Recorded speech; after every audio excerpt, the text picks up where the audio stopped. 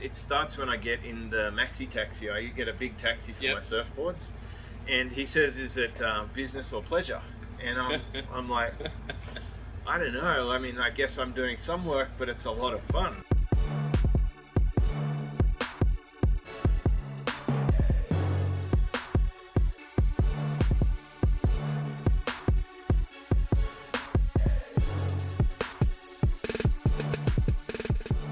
It's Richard Tatunji from Com Marketing Group and another episode of Industry Change. Today I've got a special guest in a special location, James Schramko. Welcome. Thank you. Well, thank you. We've been here for 7 days. It's a pretty magical place, Maldives here. Got a little bit of sun on the nose there. Just a little bit. It's and how many surfing trips have you done in the last 2 weeks? Well, I've been here for 2 weeks, so I've been surfing 32 times so far. Enjoying that.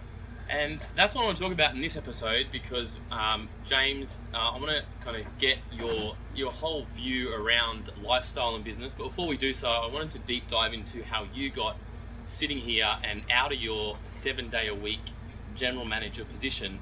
And what was that transition? Because now you run a super successful business called Super Fast Business, and you've been doing that for about 10 years. Is that correct? Yeah, so back then I had a job and I wanted to have my own business as well, because a lot of my customers had their own business, and I could see that, you know, they were doing things like having a day off to go play golf, or coming into the office mid-morning and doing work and then leaving, and they could because they're the boss. But I noticed there's two distinct groups. There's the employees and then there's the business owners. So I wanted to get a foot in the business owner door, but I didn't know what my business would be. And I really struggled to build a website because a decade ago that was actually pretty tricky. So it was 2000s, early 2000s? This is 2005. I registered my first domain name. 2006 I was trying to build a website. Yep. And I struggled so much that after this huge trial and error, and not putting budget towards hiring someone to just build it, because even if I did, I didn't even know what I would build. I ended up finding some software that made it easy to build a website, and I decided to sell that as an affiliate for commission. And I started selling some of that, and then I started learning all the things, how to write more compelling website copy, how to drive traffic to my website, how to convert that traffic, how to build my email list, how to make videos. And over time, I started getting really good with search engine optimization. Yep. And I sold a guide that helped other people who were trying to build websites. And then I built a community of people who wanted business help. And I realized that a lot of people in the online space don't have real business skills. And I had all these real business skills from a real business, from running these huge real businesses. And I've found that has been a helpful sort of service to offer people. So I've built and sold website development companies. I've had a search engine optimization company which I sold, and now I just do the coaching, and I have little side projects here and there, but more or less it allowed me to let go of the job, so I stopped having to go somewhere else every day and just sunk my efforts into having my own business. And I love the concept but you were actually building it as you had a full-time job. You didn't like stop and say, hey, I'm going to start my business here. You were working two things at the same time. Yeah, I think it's unless you're single and you've got no expenses, you know, like Tim Ferriss, the 4-hour work week, you know, that you can't relate to that. When you have a family, a mortgage, you're living in an expensive place like Sydney, you can't just quit for your pipe dream. I think that would be a mistake. So I'm a huge fan of setting a trigger point of where you will actually be able to build your side business up enough to say, hang on, it's crossed over that point now and I can let go of the normal job. So what it sounds like is that you actually had a very high up position and you had to run that every day with the stress of that. Then you actually had to build a business on the side to replace the income. Is that what you're saying? Yeah, exactly. For a little while there, I was just working a little bit extra hard, and as easy as it's painted on all of the videos and that, that's a lot of marketing gump. Really, it's just don't believe that. It is easy if you have the right path and you have some good guidance and you've got something in motion. But I find that the startup phase is particularly difficult, and for most people, it's especially difficult because we've been locked into a certain way of thinking, Yep. a certain way of living. We have this 9 to 5, Monday to Friday. We just do what everyone else does. We Sure. go to school, university, get a job. We pay our taxes. We get employed by someone else. We get told what to do Yep. a lot of time, and we're boxed in. And I just wanted to just get out of that. I wanted to design my own life and get back in control and shatter this idea that you're going to work really hard till you're 65 and then you'll have a pile of money and then you can sit around and do nothing, because that's not practical. I'd like to live like I'm semi-retired, so now I align my interests and my passions with a way to create an income. So having a trip like this, for example, Yep. if I put together a trip and I can come and do some surfing and talk about business and find other people who want to do that too, and we all chip in a little bit, then we can make something amazing. And so talk about that. We're in the Maldives. You've been here for 2 weeks. I've been here for a week, and you're basically saying that you can set, like, a trip like this is really important for you to actually set up your priorities and say, I can actually achieve work, I can have business at the same time. So it's like you're breaking every work-life myth possible. Yeah, I mean, it starts when I get in the maxi taxi. I get a big taxi for Yep. my surfboards, and he says, "Is it business or pleasure?" And I'm like, I don't know. I mean, I guess I'm doing some work, but it's a lot of fun. So, yes, it's breaking the paradigm. It's like going to the cinema on a Monday when there's 3 people in the whole place, Yep. or the shops when it's empty. Instead of doing the weekend thing, living life counter-cyclically is extremely enjoyable, and it's available to everyone, but we just sometimes don't know that that's possible. What is the, like, 1 or 2 tips for a business owner that wants to get to that stage? However, to go to a movies on a Monday, they feel that anxiety or that stress or that guilt they have if they've got a team or their clients. They don't want to tag themselves in or take a picture. Like, I hear that a lot. I don't want to take a picture because someone think I'm on holiday. How do you break that? What is the tip that you can give to break that? Block it in your diary. Yep. as if it's an appointment with a customer. Yep. And pay yourself first.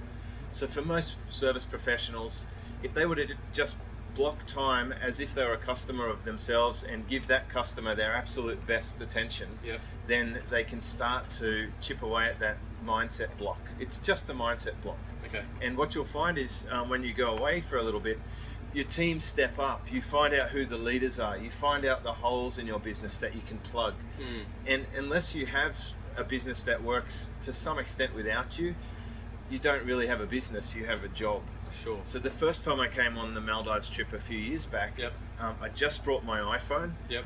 And I left my laptop at home, and I decided just to see what would happen after a week. Yep. You know, and amazingly, my business didn't blow up. My team were fine. The customers were okay. Yep. And I realised that it was all in here. This constraint. That's really good. That's really good. I find that your systems as well, the systems that you share on your blog and the resource that you give out, all for free, a lot of it for free, mind you, is that it's all around systems and it's all around structure. Can you go a little bit deeper into that? Like, how do you really systemize and structure your business to ensure that you can take that week, 2 weeks, 3 weeks away and know that the systems and the staff and the whole routine will take place? It's a matter of being proactive and not just being reactive. So Yep. for all the people who say, "Oh, I'd love to just do whatever I want, whenever I want," I tried that when I first had my own business, and I found that people just get in there and they're always wanting this and that, and because there's no deadlines or partitions, it's sort of open slather. Sure. So I have things like a scheduler that only opens up my calendar on a Wednesday morning and a Wednesday afternoon. So that's the time when I commit myself to giving my best to other people, Okay. which means that I get the other 6 days to myself. And so the first step is really to put in boundaries and to partition out the bits, that craft a big space for yourself, and then put everyone else into what's I left. like that. So just go straight to your diary first and craft your time. Yeah, you can actually take control of your life and stop being reactive all the time. Yep. And the same goes for your inbox. Your inbox is the to-do list that other people add things to. So be ruthless about who you subscribe to and who you let come into your inbox. And for anything that's not absolutely essential that it should be acted on right now, Yep. it either goes to a filter or it goes to a help desk where your team can look after the support better than you can. Great. because I have seen your updates about zero inbox and really keeping the inbox clean, and that's a way that also I'm assuming that it clears that mind for yourself. Yeah, I've been away for 2 weeks and I've got 2 emails in my inbox, so it's Great. easy just to manage that. And a little bit of discipline, like about 30 minutes a day with my phone, Yep.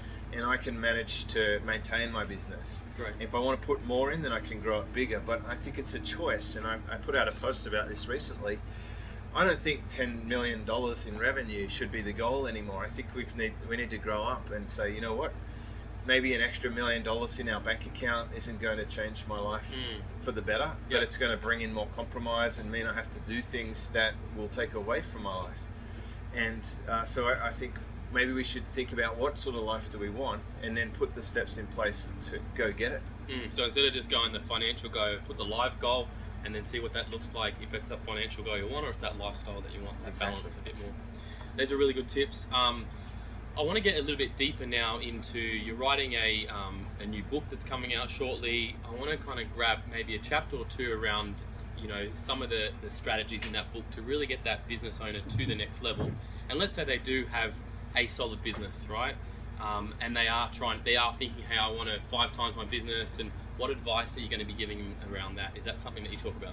I do. I actually go through the profit formula in the book. Oh yes, we did that last night. Yeah, and that's just focusing on certain areas of the business where you can have easy wins. Because of all the things that you can do in your business, there are some things that are hard to do, and there are some things that are easy to do. So what I like to do is go straight for the easy things to do and to get some confidence with the wins, and that's why I focus on just a few areas first, and then we go from there. So the chapter on the profit formula is actually quite helpful for a business owner. Makes a lot of sense. It's just the micro stuff instead of trying to get a new option all the time. Well, most of the time we already have all the resources we need. We already have customers if we have a business. So even just going back to the exact same customers and asking them to buy again is significantly easier than going and finding a whole new group of customers. Yeah, that makes sense. The other model, one last question, is that if you've got a business owner, and I see this a lot, they say, okay, I want to grow, they invent a new product, a new service, or they get into a new business, or they sell a business to recreate something else.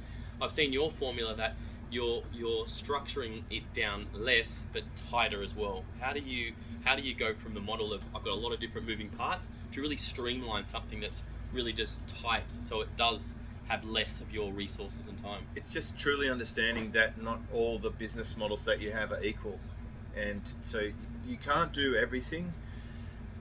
That's just a fact. You just can't do everything. So if you're going to do a few things, why don't you identify the few things that are far more effective and just zoom in on those and magnify it, and you'll get a significantly better outcome than giving equal portions of your effort to things that don't deserve it. So you would go and find the parts of the business that are taking less time, or the most profitable parts, and then kind of eliminate the rest? Yes. It's you could use a stop, start, continue. You could say which business models or units or parts of our business should we stop doing that are completely waste of time, aren't achieving the goals we want, don't meet the filters that we set. Which things are working really well that we must continue, and what things haven't we been doing that we really should start. And if you can go through that stop, start, continue, then you might actually end up finding a few tuning adjustments that get you a result. This is really good, and I love that part, because I think a lot of people go into business for this, what we're talking about right here, but I really feel that it's under talked about once they've got the pictures of the laptop or they've bought into that dream. It's never really touched on very much at all. Well, I don't think most business owners get there. Right. Like, most business owners go broke, and then the ones that aren't broke, a lot of them are struggling, not enough time, they're having hassles with staff, they're struggling with how to price their products and package them, and they just never really get over those hurdles to the nirvana of having a business that you don't actually hate. To the top end of it. Yeah. To the top end of it. Thanks so much. I know there's a heap of resources that you publish as well, and I do want to touch on that before we go, but it's called, one of your processes is a lot of content, and I know that you're heavily involved in search engine optimization, but now it's around content. Before we do go, can you give me a snippet of what the process that you do to get people to your website, which is superfastbusiness.com? Well, the main media channel that we use is podcasts, and we got there by doing a few different types of media channels and seeing where the buyers come from. and overwhelmingly they come from podcasting. So I do more podcasts, and I stopped doing some of the other things like LinkedIn or whatever. For us, it wasn't as important, or Pinterest, for example. So we call this Own the Race Course, and it's saying that our website is the central place we'd like people to come to. Yep. And then we put our good content there. We make it high value. As you've mentioned, some of our content is as good as what people would pay for. Yeah, sure. And we give checklists and cheat sheets and upgrades and transcriptions that people can download, and we often ask for an email address for that. But we also publish the whole transcription for free without even an email. But if they visit the site, we can recontact them with our Facebook advertisements. They can subscribe to iTunes. They can subscribe to our YouTube channel, where we're placing bits of that content, Yep. all pointing back to our website. Yeah, and I think your Own the Race Course theory is really around a lot of marketers. We use parts of it as well, and I think it makes sense if you're really producing a great business and you actually want to give value, which is then all those other kind of businesses that don't want to do that. That's where they can't actually produce that. The big thing, the most important thing, is that if you just build your business on a YouTube channel Yep. or on a Facebook page, and they no longer want to support that, and they turn it off, then you're gone.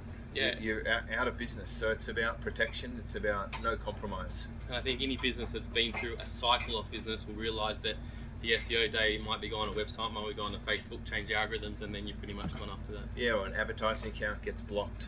Awesome. So James, will we see you here next year in the Maldives? This is a regular every annual year for you here? Yeah, it's actually, I've already blocked the week, and it's 40% sold. Perfect. Yeah. And just finally, where can they go and find out more information about you? Is it just the website there? Yeah, superfastbusiness.com. Awesome. Thanks so much, James. Thank you. I'll see you next week on Industry Change.